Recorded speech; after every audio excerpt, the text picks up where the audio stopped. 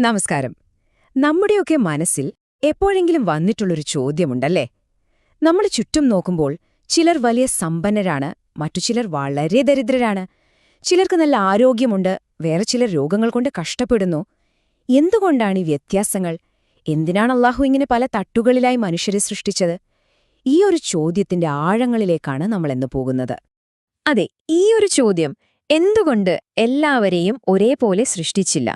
ഇതിന് പിന്നിലൊരു ദൈവികമായ യുക്തിയുണ്ട്. ആ യുക്തി എന്താണെന്ന് നമുക്ക് അന്വേഷിക്കാം. അപ്പോ ഈ ഒരു ചോദ്യമുണ്ടല്ലോ, ഇത് ഇന്നോ ഇന്നലെയോ തുടങ്ങിയ ഒന്നല്ല. മനുഷ്യരാശിയോളം തന്നെ പഴക്കമുണ്ടിതിന്. ഇനി ഇത് ആദ്യമായിട്ട് ആരാണ് ചോദിച്ചത് നിങ്ങൾക്കറിയാമോ? അതെ, അത് മറ്റാരുമല്ല, നമ്മുടെയെല്ലാം പിതാവായ ആദം നബി അലൈഹിസ്സലാമായിരുന്നു. കഥ ഇങ്ങനെയാണ്. അല്ലാഹു അദ്ദേഹത്തിന്റെ സന്താന പരമ്പരയെ കാണിച്ചുകൊടുത്തു. ആ കൂട്ടത്തിൽ പലതരത്തിലുള്ള ആളുകളുണ്ടായിരുന്നു. ചിലർ ശക്തരായിരുന്നു, ചിലർ ദുർബലരായിരുന്നു, ചിലർ സുന്ദരന്മാരായിരുന്നു, ചിലർ അത്ര ഭംഗിയില്ലാത്തവരായിരുന്നു. ഇത് കണ്ടപ്പോൾ ആദം നബിയുടെ മനസ്സിൽ ഒരു ചോദ്യമുയർന്നു. അപ്പോ ആ കാഴ്ച കണ്ടപ്പോ ആദം നബിയുടെ മനസ്സിൽ ഒരു വിഷമം. അദ്ദേഹം വളരെ സ്നേഹത്തോടെ അല്ലാഹുവിനോട് ചോദിച്ചു, എന്റെ രക്ഷിതാവേ, എല്ലാവരെയും ഒരുപോലെ അങ്ങ് സൃഷ്ടിച്ചിരുന്നെങ്കിൽ എത്ര നന്നായിരുന്നു. ഈ ഒരു ചോദ്യത്തിനാണ് അല്ലാഹു ഒരു മറുപടി കൊടുത്തത്. ആ മറുപടിയാണ് നമ്മുടെ ഈ ചർച്ചയുടെയെല്ലാം കാതൽ. അപ്പോ എന്തായിരുന്നു ആ ദൈവികമായ കാരണം? ആദം നബിയുടെ ആ ചോദ്യത്തിന് അല്ലാഹു നൽകിയ മറുപടി എന്തായിരുന്നു? നമുക്ക് നോക്കാം. അപ്പോൾ അല്ലാഹുവിന്റെ മറുപടി കേൾക്കുമ്പോൾ വളരെ സിമ്പിളാണെന്ന് തോന്നും, പക്ഷെ അതിന് ഒരുപാട് ആഴമുണ്ട്. എനിക്ക് നന്ദി ലഭിക്കുന്നത് ഞാൻ ഇഷ്ടപ്പെടുന്നു.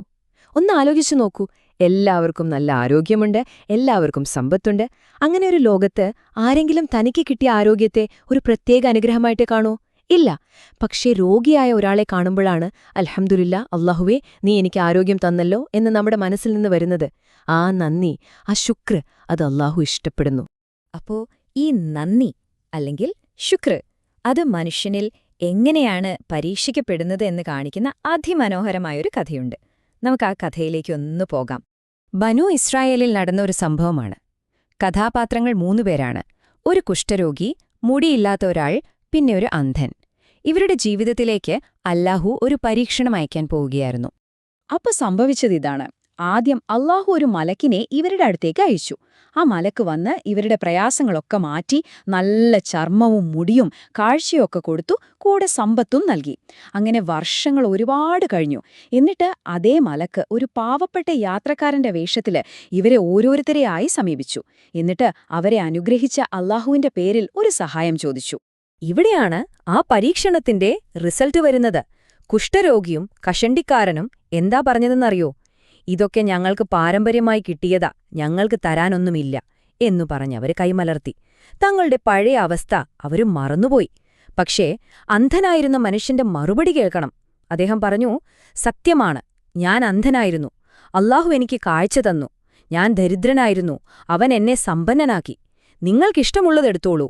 അല്ലാഹുവിനു വേണ്ടി നിങ്ങൾ എന്തെടുത്താലും എനിക്കൊരു വിഷമവുമില്ല. നോക്കൂ, ഒരാൾ നന്ദി കൊണ്ട് വിജയിച്ചു, മറ്റുള്ളവർ നന്ദി കേടുകൊണ്ട് പരാജയപ്പെട്ടു. ഈ കഥയിലെ ഗുണപാഠം എന്താണ്? നമുക്ക് ചുറ്റുമുള്ളവരുടെ പ്രയാസങ്ങൾ കാണുമ്പോ അൽഹംദുലില്ലാ എന്നു പറയാൻ നമുക്ക് കഴിയുന്നുണ്ടോ? എനിക്ക് ലഭിച്ച അനുഗ്രഹങ്ങളെ ഓർക്കാൻ അതൊരു കാരണമാകുന്നുണ്ടോ? അതാണ് യഥാർത്ഥ വിശ്വാസിയുടെ ലക്ഷണം. ശരി, അപ്പോ ഈ നന്ദിയുള്ള ഒരു മനസ്സ് എങ്ങനെയാണ് നമ്മൾ ഉണ്ടാക്കിയെടുക്കുക? ഇതിന് വളരെ പ്രാക്ടിക്കലായ ഒരു വഴി പ്രവാചകൻ മുഹമ്മദ് നബി സല്ലല്ലാഹു അലൈഹി വസല്ലം നമുക്ക് പറഞ്ഞു തരുന്നുണ്ട്. നമ്മുടെ ഒരു സ്വഭാവം എന്താ? നമ്മളെപ്പോഴും നമ്മളെക്കാൾ മുകളിലുള്ളവരെ നോക്കും, അല്ലേ? അവനെപ്പോലെ ഒരു കാറ്, അവളെപ്പോലെ ഒരു വീട്. പക്ഷെ പ്രവാചകൻ സല്ലല്ലാഹു അലൈഹി വസല്ലം പഠിപ്പിച്ചത് നേരെ തിരിച്ചാണ്. എന്ദുറൂ ഇലാ മൻ ഹുവ അസ്ഫല മിൻകും വലാ തൻദുറൂ ഇലാ മൻ ഹുവ ഫൗകകും. അതായത് ദുനിയാവിലെ കാര്യങ്ങളിൽ നിങ്ങളെക്കാൾ താഴെയുള്ളവരെ നോക്കുക, മുകളിലുള്ളവരെയല്ല. അപ്പോഴേ നമുക്ക് കിട്ടിയതിന്റെ വിലയറിയൂ. പക്ഷെ ഇവിടെയാണ് ഇന്നത്തെ ഏറ്റവും വലിയൊരു വെല്ലുവിളി. നമ്മൾ ഫോണെടുത്ത് സോഷ്യൽ മീഡിയ തുറന്നാൽ മതി. ഇൻസ്റ്റഗ്രാം, ഫേസ്ബുക്ക്, എല്ലായിടത്തും കാണുന്നത് മറ്റുള്ളവരുടെ ആഘോഷങ്ങളും ആഡംബരങ്ങളുമാണ്. നമ്മൾ അറിയാതെ തന്നെ നമ്മുടെ മനസ്സ് താരതമ്യം ചെയ്യാൻ തുടങ്ങും. എനിക്കെന്താ ഇതൊന്നുമില്ലാത്തത് എന്നൊരു തോന്നല് വരും. ഇത് നന്ദികേടിലേക്കുള്ള ആദ്യത്തെ പടിയാണ്. ഇതിനൊരു പരിഹാരമാണ് ഖനാഅത്ത്, അതായത് ഉള്ളതുകൊണ്ട് തൃപ്തിപ്പെടുക. ചിലപ്പോൾ നമ്മൾ ഒരുപാട് ആഗ്രഹിക്കുന്ന ഒരു കാര്യം നമുക്ക് കിട്ടുന്നില്ലായിരിക്കാം. പക്ഷേ ചിന്തിച്ചു നോക്കൂ, ഒരുപക്ഷേ അത് കിട്ടാത്തതായിരിക്കാം നമുക്ക് നല്ലത്. അല്ലാഹുവിന്റെ ഒരു കാരുണ്യമായിരിക്കാം അത്. ഒരു പക്ഷേ അത് കിട്ടിയിരുന്നെങ്കിൽ നമ്മൾ വഴിതെറ്റി പോകുമായിരുന്നു. ഈ ഒരു സംതൃപ്തിയുണ്ടല്ലോ, അതാണ് ഖനാഅത്ത്. ഇതിന് ഏറ്റവും വലിയ ഉദാഹരണം ആരാണെന്നറിയോ? സുലൈമാൻ നബി അലൈഹിസ്സലാം. എന്തൊരു അധികാരമായിരുന്നു അദ്ദേഹത്തിന്! മനുഷ്യരും ജിന്നുകളും പക്ഷികളും മൃഗങ്ങളുമെല്ലാം അദ്ദേഹത്തിന്റെ കീഴിലായിരുന്നു. എന്നിട്ട് ഒരു ഉറുമ്പിന്റെ സംസാരം കേട്ടപ്പോൾ അദ്ദേഹം അഹങ്കരിച്ചോ? ഇല്ല. അദ്ദേഹം ചെയ്തതെന്താണ്? റബ്ബി ഔസിഅനി അൻ അഷ്കുറ നിഅമതക, എന്റെ രക്ഷിതാവേ, നീ എനിക്ക് നൽകിയ ഈ അനുഗ്രഹത്തിന് നന്ദി കാണിക്കാൻ എനിക്ക് നീ തൗഫീക്ക് നൽകണമേ എന്ന് പ്രാർത്ഥിക്കുകയാണ് ചെയ്തത്. അതാണ് യഥാർത്ഥ വിനയവും നന്ദിയും. അപ്പോ ഇങ്ങനെ നന്ദി പറഞ്ഞ് ജീവിച്ചാൽ നമുക്ക് എന്താണ് പ്രതിഫലം? അല്ലാഹുവിന്റെ വാഗ്ദാനം എന്താണ് നമുക്ക് നോക്കാം. ഒരു കാര്യം നമ്മൾ മനസ്സിലാക്കണം. ഈ ദുനിയാവിലെ പ്രയാസങ്ങളുണ്ടല്ലോ, ക്ഷമയോടെ അതിന് നേരിട്ടാൽ അത് പരലോകത്ത് വലിയ അനുഗ്രഹങ്ങളായി മാറും. ഇവിടെ ബുദ്ധിമുട്ടനുഭവിച്ചവർക്ക് അവിടെ വലിയ സ്ഥാനമുണ്ടാകും. എത്ര വലിയ സ്ഥാനമെന്നറിയുമോ? പ്രവാചകൻ സല്ലല്ലാഹു അലൈഹിസ്സല്ലം പഠിപ്പിക്കുന്നു, ഈ ലോകത്ത് ദാരിദ്ര്യവും പ്രയാസവും സഹിച്ചു ജീവിച്ച വിശ്വാസികൾ സമ്പന്നരായ വിശ്വാസികളെക്കാൾ 500 വർഷം മുൻപ് സ്വർഗ്ഗത്തിൽ കടക്കും. കാരണം സമ്പന്നർക്ക് അവരുടെ സമ്പത്തിന്റെ കണക്ക് ബോധിപ്പിക്കാനുണ്ടാവും. എന്തൊരു വലിയ പ്രതിഫലമാണെന്ന് നോക്കൂ. ഇതിനെല്ലാത്തിനും മുകളിൽ ഖുർആനില് അല്ലാഹു നമുക്ക് നേരിട്ട് തരുന്ന ഒരു ഉറപ്പുണ്ട്, ഒരു വാഗ്ദാനം. സൂറ ഇബ്രാഹിമിൽ അല്ലാഹു പറയുന്നു, ല ഇൻ ഷക്കർത്തും ല അസീദന്നക്കും, നിങ്ങൾ നന്ദി കാണിക്കുകയാണെങ്കിൽ ഞാൻ നിങ്ങൾക്ക് തീർച്ചയായും വർദ്ധിപ്പിച്ചു തരും. ആരോഗ്യം, സമ്പത്ത്, സമാധാനം എന്തുമാവക്കെ, കൂടുതൽ വേണമെങ്കിൽ ഉള്ളതിന് നന്ദി പറയുക. അതാണ് നിയമം. അപ്പം നമുക്ക് നമ്മളോട് തന്നെ ഒന്ന് ചോദിക്കാം, നമ്മുടെ ജീവിതത്തിൽ നമ്മൾ എത്രയെത്ര അനുഗ്രഹങ്ങളെയാണ് കാണാതെ പോകുന്നത്? ഈ നിമിഷം നമ്മളെടുക്കുന്ന ഓരോ ശ്വാസം, നമ്മുടെ കണ്ണിന്റെ കാഴ്ച, കൈകാലുകളുടെ ആരോഗ്യം, നമ്മുടെ കുടുംബം, ഇതൊന്നും ഒരു ഗ്യാരണ്ടിയുമില്ലാത്ത അനുഗ്രഹങ്ങളല്ലേ?